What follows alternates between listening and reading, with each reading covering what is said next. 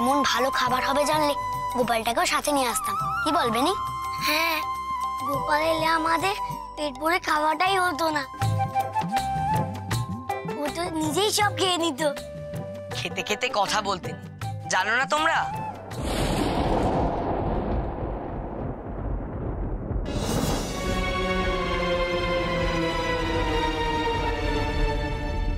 লোকনাথ, প্রদীপটা তো নিভে গেল রে, কি হবে এবার? ওই ভূতে কারোর আত্মা নেমে এলো। হ্যাঁ লোকনাথ, শুনলি না গুরুমা কি বললো? আজকের দিনে আমাদের স্বর্গীয় পূর্বপুরুষরা আমাদের দেখতে আসে, তো সবাই ভূত। তাতে কেউ না আসলে প্রদীপটা নিভে যাবে কেন বল? ধরবে নি, তুই না একটা ভেতর ডিম, ভূত ভূত করে পাগল হলি। ওরা যে আমাদেরই পূর্বপুরুষ সেটা ভুলে গেলি? ভয় পেও না, ভূত বলে কিচ্ছু হয় না।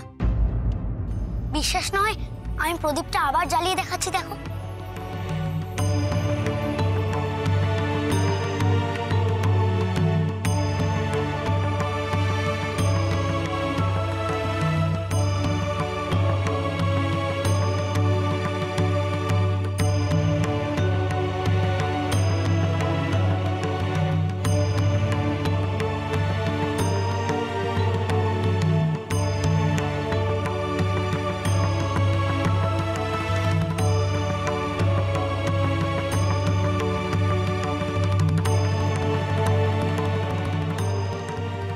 হলো তো? যে সাহস ভূত চতুর্দশী রাতে শ্মশানের কাছে বুড়ো বটতলায় রাত কাটিয়ে এসো, তারপরে বুঝবো সাহস কাকে বলে। ওইদিকে দিনের বেলা কেউ যেতে সাহস পায় না, আর রাতের বেলা অন্ধকার হলেই যত ভূত পেত্নীর নাচ শুরু হয়। আমার ভয়টাই লাগে না, বরং নির্জন জায়গায় থাকতে আমার বেশ ভালোই লাগে। তোমরা আমাকে দিয়ে এসো, আমি ভূত দেখতে চাই। ঠিক আছে, দেখবো তোমার বুকের পাটা কত। খাওয়া হয়ে গেলে কাউকে না জানিয়ে আমরাই তোমাকে দিয়ে আসবো। লোকনাথ, যাস না, তুই সত্যি সত্যি ওইখানে ভূত পেত্নী থাকে। আমি তো আছি, চল না গিয়ে দেখি কি হয়, চল।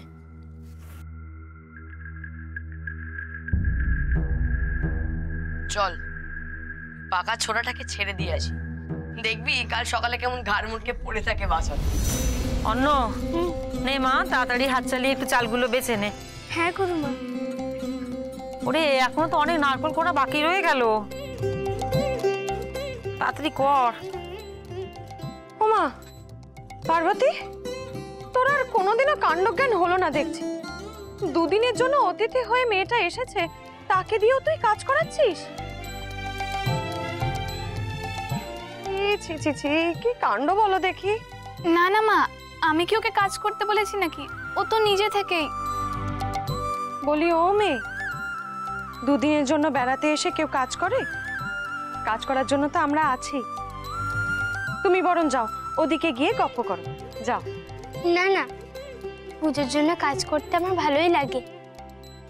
তবে যাই বলো, ওর হাতের কাজ কিন্তু খুব ভালো। দেখো চাল বেচেছে, একটাও দানা মাটিতে পড়েনি।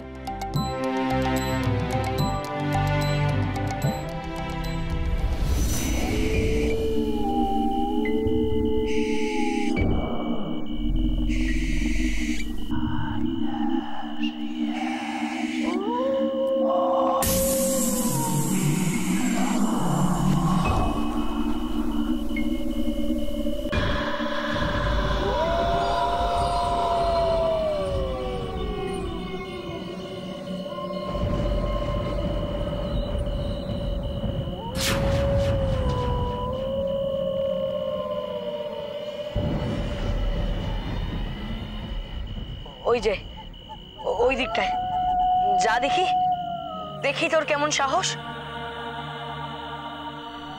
আচ্ছা লোকনাথ, যাস না, যদি সত্যি সত্যি কিছু হয়ে যায় তাহলে কাকিকে আমি কি বলবো? বলো রে বলো রে হরি বল, বলো রে হরি বল, বলো রে হরি বল, বলো রে হরি বল। লোকনাথ, শুনতে পাচ্ছিস? কারে যেন মরা নিয়ে যাচ্ছে।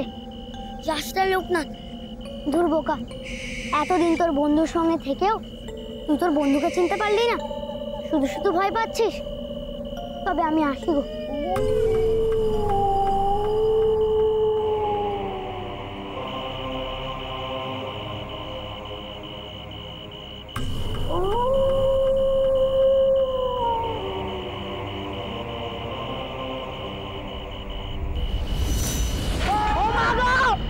পালা মা গো, বাবা গো, পালা।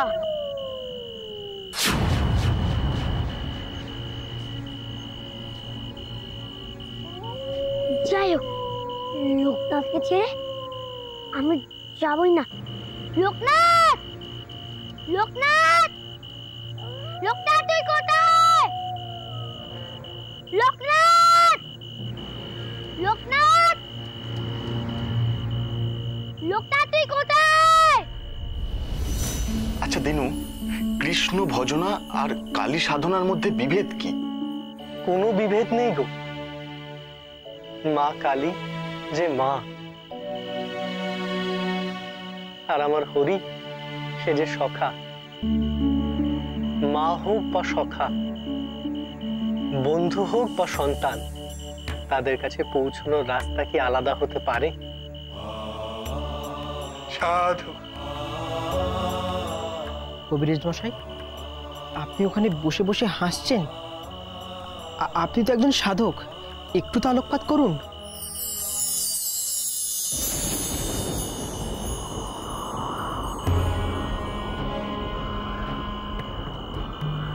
হে ঠাকুর, হে মহেশ্বর, বাঁচাও লোকনাথকে।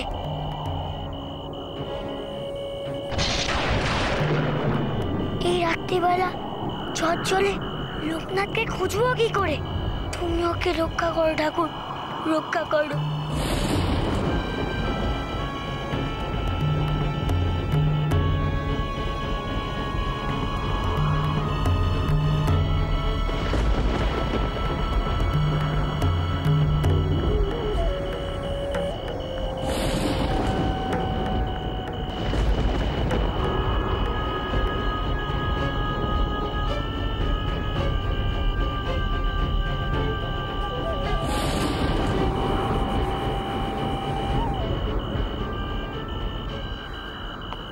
এই দেখো, আমার মেঘ ডাকে কেন?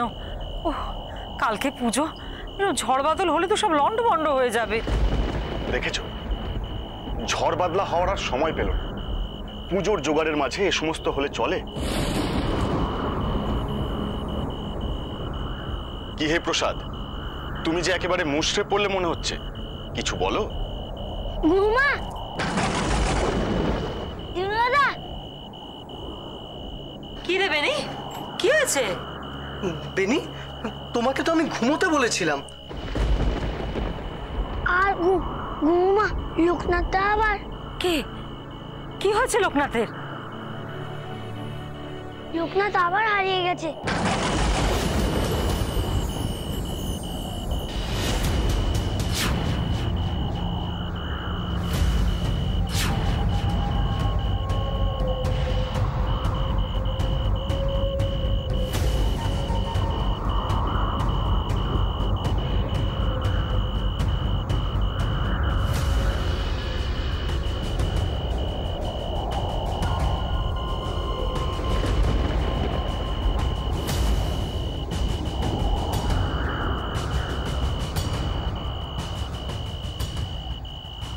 এই তো, এটাই তো সেই বুড়ো বটতলা বলে মনে হচ্ছে।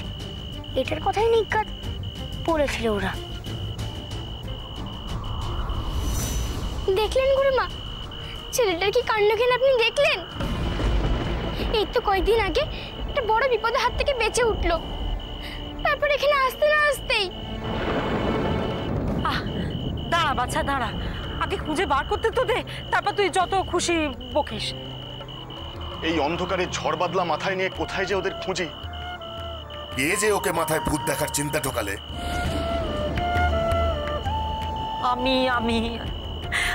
আমি বলেছি, আমি তখন ওদের ভূত চতুর্দশীর গল্প বলেছিলাম।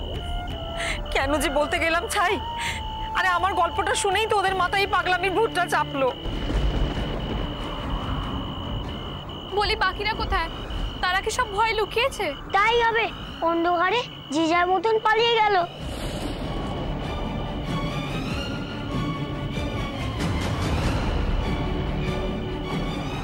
তার মাঝে লোকনাথটা যে কোথায় গেল? বেনি, তোমার বন্ধুটি কোথায় গেছে তুমি জানো? না ঠাকুর, কিন্তু সবাই বলছিল শ্মশানের ধারে বুড়ো বটতলায় লোকনাথকে রাত কাটিয়ে আসতে।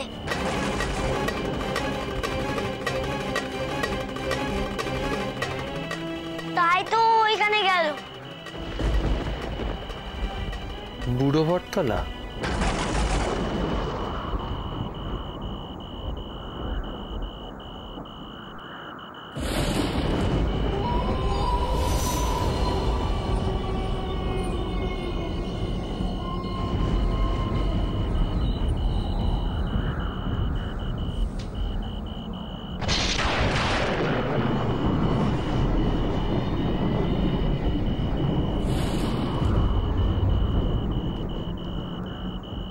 কি বুড়ো বটতলা?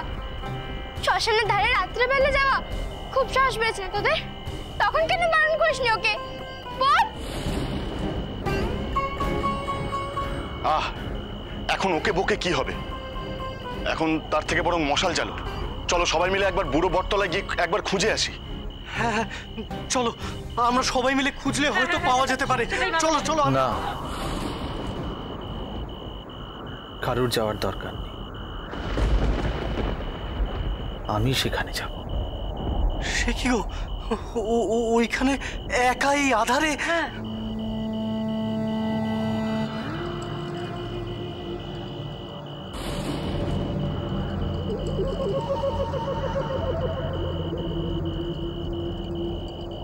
ও, এ তো খালি একটা কাপড়, তবে আর চিন্তা কি?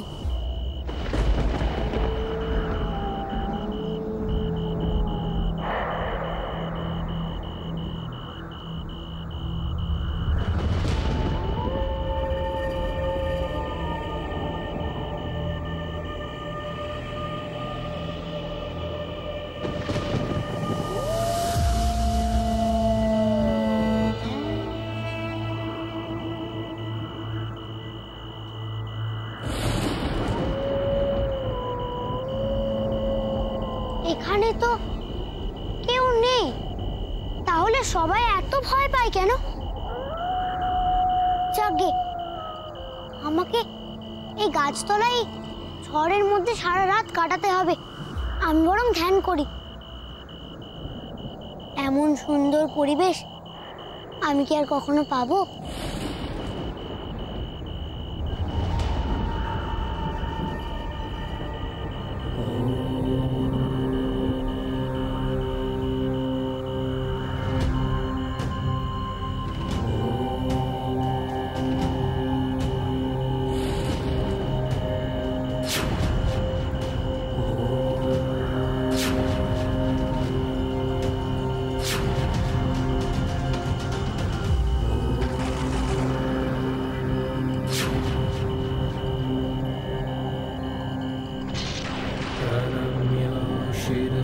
देवं गौरीपुत्रं विनायकं भक्तं वासं स्मरन् नित्यं मायुं कामर्थसिद्धये प्रथमं वक्रतुण्डं च एकदन्तं द्वितीयकं এই ছেলে কি সত্যি আধার? নইলে এমন ঝড় জল ভয় রাতে নিশ্চিন্তে একা একা বসে ধ্যান করে যাচ্ছে। একবার পরখ করে দেখতেই হচ্ছে।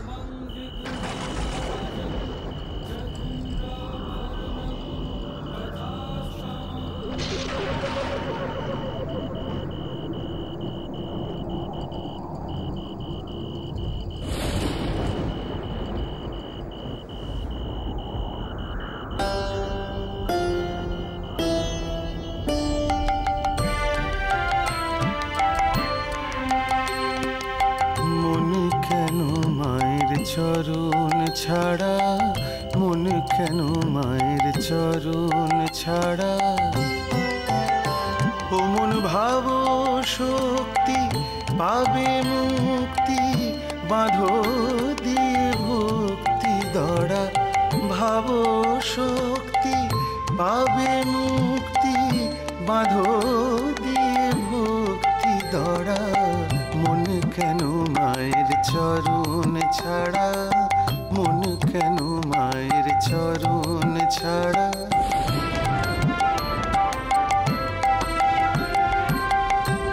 নয়ন থাকতে দেখলে না মন, এমন তোমার কপাল পোড়া। নয়ন থাকতে দেখলে না মন, এমন তোমার কপাল পোড়া। ওমা ভক্তে চলিতে তনয়া রূপেতে, বেঁধে গেলেন ঘরের বেড়া। ভক্তে চলিতে তনয়া রূপেতে, বেঁধে গেলেন ঘরের বেড়া।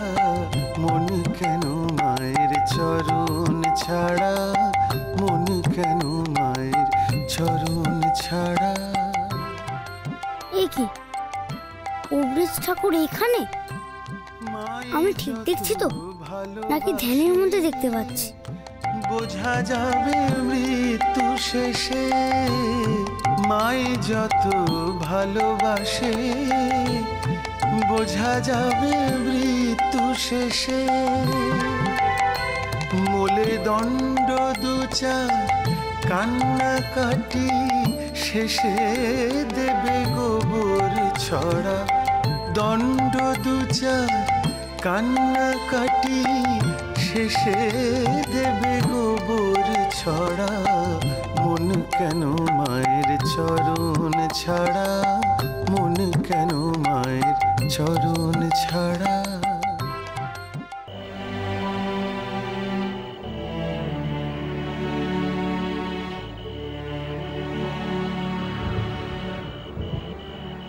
করতে ভালোবাসিস সে তো বুঝলাম, কিন্তু তোর মন এখনো পাকেনি।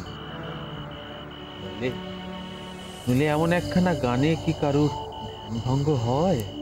বারে, তোমার গানেই তো সেই জাদু আছে, তাই বারবার আমি ধাক্কা খাচ্ছি। মন ভেদ করে ঢুকে যাচ্ছ তোমার গান দিয়ে।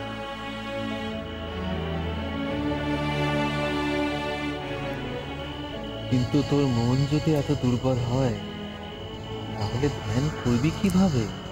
ও, তোমার মন বুঝি খুব পাকা? তোমার সামনে এসে বসতেই তুমি সব বুঝে গেলে?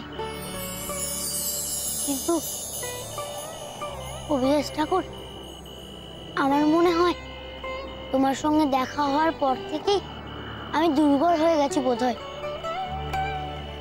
মনে হচ্ছে তুমি আমাকে ঢেকে রেখেছো অনেক কিছু দিয়ে।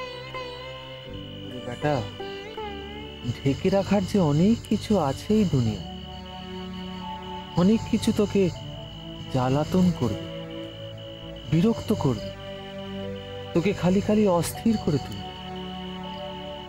কিন্তু তোর মনকে এমন পাকা করে তুলতে হবে যাতে কোনো কিছুই তোকে ভেদ না করতে পারে।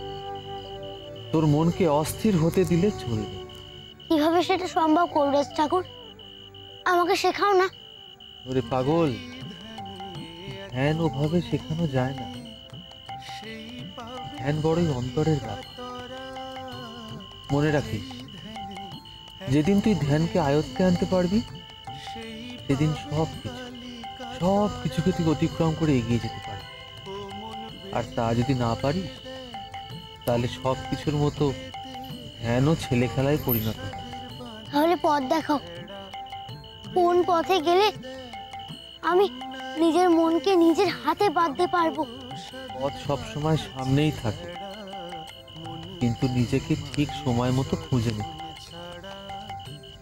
ঠিক যেমন এই জায়গাটা, এই গাছতলাকে তুই খুঁজে নিয়েছিস তোর ধ্যানের জন্য, ঠিক তেমন।